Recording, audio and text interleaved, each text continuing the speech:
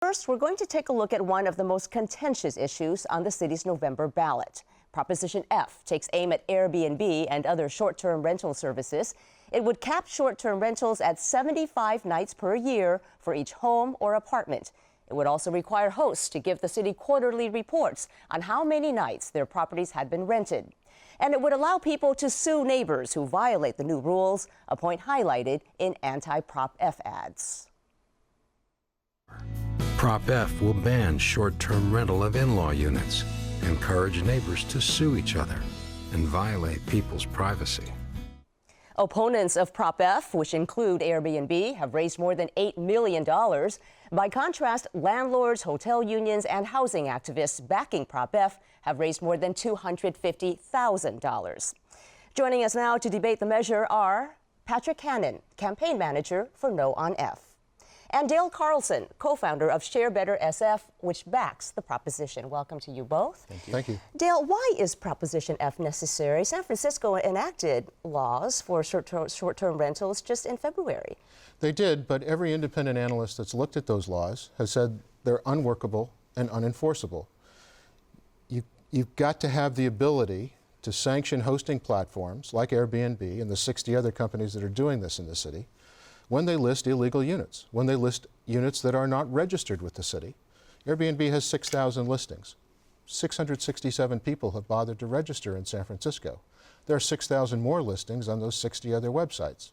So Proposition F tries to get a handle on that, tries to limit the ability of hosting platforms to list illegal units. Well, this summer, the city opened its Office of Short-Term Rental Administration and Enforcement. How much time do you think that office should be given to make the laws, the current laws, work? I think if every independent analyst says the laws are unworkable and unenforceable, no amount of time is going to make them magically transform into something else. Mr. Hannan, what is your biggest opposition to Prop F? Look, Proposition F takes an extreme approach toward the very sensible regulations that currently exist. The fact of the matter is the Office of Short-Term Rental is pursuing bad actors. The city is going after dozens of people who have violated the rules and is levying hundreds of thousands of dollars of fines. Proposition F goes way too far. It gives neighbors the opportunity to sue each other over perceived violations. It mandates that some people report where they're sleeping at night to the city, and the city will track and hold on to that information. And for absolutely no reason, it bans the short-term rental of any in-law unit in San Francisco. This measure was patched together and is the wrong direction for San Francisco and really does not give the existing laws the chance to work. Well, let's break this down because you brought up 3 points here, 3 points of opposition. So let's begin with the lawsuit issue, right? Dale, your organization says allowing lawsuits against hosts who violate the law holds people accountable. You say that this allows people to sue their neighbors to make money. What is wrong with allowing people to sue if they feel like the laws have not been obeyed? Well, first of all, what Prop F does is it creates what's called a private right of action. And that private right of action allows for special damages. So a person actually now has a profit motive to sue their neighbor. Rather than going over and addressing a conflict directly or a small disagreement, now the easiest thing to do is to pick up the phone, file an anonymous complaint with the city, and 60 days later, regardless of what the city's done, you can file your lawsuit. I think that's the wrong direction to go, and I think that's the wrong way for San Francisco neighbors to manage potential conflicts. Dale, your response? You know, Airbnb is spending $8 million, $8.5 million so far, and we still have 4 weeks to go to the election, trying to scare people about lawsuits and loss of privacy and that sort of thing. The fact is there are hundreds and hundreds of complaints that have been filed with the city. And so far, the city's only brought violations against 9 landlords. Have you filed any complaints against the city? Yeah, several. How many? For example, there's a woman who called me. Her family owns a 3-unit building on Hyde Street near Fisherman's Wharf. Her ground floor tenant has been renting on Airbnb. He claims he's the #1 host in San Francisco, rents his $3,000 a month rent-controlled apartment for up to $11,000 a month, and uses the proceeds to spend 3 months in Bali, 3 months in Thailand. She called Airbnb and said, he does not have my permission to do this. Take down the listing, cancel any reservations. And what happened? And Airbnb said no.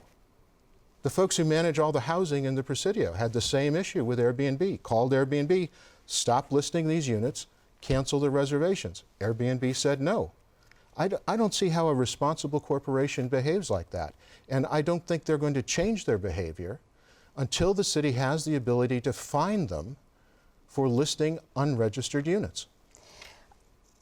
This question is to both of you. Only a small percentage of hosts have registered with the city in accordance with the law, which you've already alluded to. What more needs to be done to encourage compliance, Patrick? Well, number one, I think it's important to note that the city continues to refine and streamline the registration process. Even earlier this week, look, this law has been in place since February, and they're continuing to try to figure out how to make it work better. What Prop F would do is Prop F would lock in bad regulation forever. You wouldn't be able to change it unless we went back to the ballot. But I think you do ask Dale an important question, which is how many complaints has Dale filed against these short-term rental? What my understanding is you filed up to 50 of them. And I have to wonder that if somebody is filing that many complaints, that perhaps the process isn't wrong. Perhaps I've never filed 50 complaints for anything. Have you? And I have to wonder if at this point, whether it's really the process that's the issue or perhaps the people that are doing the complaining. We live in a big city. We live next to our neighbors, live on top of our neighbors, and we have to learn to get along with them. And the way to learn to get along is not to give somebody more opportunities to complain and more opportunities to file suit. The city has a process. We should let that process work. Well, I want to move it beyond Dale. We're not talking about Dale, the individual complaint filer, but really talk about sort of the broader playing field here. And do you think Prop F would get more people to register? I think it would take a lot of the bad actors out of the equation. I mean, the law says you can only rent your principal residence, your primary residence. And if it isn't your primary residence, you're not allowed to list it on a short-term basis. Most of the listings that are on Airbnb, virtually all of the listings that are on VRBO and HomeAway and the other 60 websites are not principal residences. They're investment properties, they're second homes, they're pied-à-terres. We have lost somewhere between 10 and 12,000 housing units to Airbnb and other tourist rental agencies. And at a time when the city is suffering through its worst housing crisis since 1906, I don't think it's appropriate to turn housing into tourist hotels. Patrick, is Airbnb removing scarce housing from an already tight market? Look, we talk about scare tactics. That's a scare tactic. Talking to people and convincing them that there are these thousands of units that are being taken off the market. That's just not true. But these scare tactics are being taken seriously by other people. Yesterday, there was a protest outside of a man's house who has 3 rent-controlled tenants that he just moved in there. This person was the good actor. He did the right thing. And instead, this kind of hyperbole gets people worked up, and they go out and without any evidence or any documentation, they go out and they are making these accusations against people that are completely innocent. And I with all due respect, I don't think that's appropriate. City planning folks have acknowledged that the current laws are unenforceable. That it's a tough job for them. So do you think Airbnb should be required to release its host data to the city so that they can do a cross-check and see who's registered, who's not, who's got too many days listed, and who doesn't? So first of all, the city official that said that in February. Since then, there have been changes to the system to make it more efficient and better, including the Office of Short-Term Rental Administration being opened. And so there has been changes since that time. In terms of whether these people should be, there is a process in place for taking care of the bad actors, and I believe that process should be allowed to continue. We all support making sure people aren't taking advantage of the system, but once there's a process in place, we should allow that process to be developed and to allow it to continue and work. And this is not being given that chance. Wait a minute, if somebody calls Airbnb and says, this kid is renting his unit in my building without my permission, take down the listing and cancel the reservations, and Airbnb says no, how much worse of an actor do you have to be in order to get booted off the Airbnb platform? Dale, they should be calling the city and filing the complaint with the city as the process that you know very well. We did file the complaint with the city. The city couldn't find the listing because the kid puts it up for a couple of days, books 3 months worth of bookings, and takes it down. How is it that you think that's going to change? Just because one platform is listed on one platform, the bad actors are listing on multiple platforms. He can't register without his landlord's permission if Prop F is in place. And if he's not registered, Airbnb can't list the unit. And if Airbnb does, Airbnb gets fined. He can't register right now with the city. The way it is, he needs his landlord's permission right now. No. You can register. You can go to the planning department or now the omnipotent Office of Short-Term Rentals, and you can register, and your landlord is notified after the fact. Look, I think the difference of opinion here is that I believe that the city has an enforcement mechanism in place, and that's the right way for anybody to raise concerns with what's going on in the city. Dale believes that neighbors should be empowered to go out and take this on their own. I'd rather see the city process work very much. So we would too, and we're giving the city the incentive and the tools the city says it needs to enforce the law. I don't want neighbors suing neighbors. I want the city to enforce the law. But if you're going to file a complaint against a house across the street that's been turned into a weekend party palace, and the city does nothing to go after that complaint, you ought to have the right to go to court and defend your own right to privacy, your own right to the quiet enjoyment of your home. Dale, the city says they have the tools. Why is it that you think that you know better than the person in charge of going after these people? The planning department, the Board of Supervisors budget and legislative analyst, a group of graduate students from Cal. 2 days ago, the head of the Office of Short-Term Administration came out and said, I have the tools and the funding I need to go after bad actors. Why do you think you know better than him? Do you really believe that 3 people in the Office of Short-Term Rentals are capable of handling 10 or 12,000 unregistered units? The person in charge of it does. And yet you seem to think that you know better. Why is that? I'm listening to the experts that looked at the law. I'm listening to the planning department. I'm listening to the budget and legislative analyst. I'm listening to the CEO of HomeAway, Airbnb's biggest competitor, who has been quoted repeatedly saying the San Francisco law is a joke.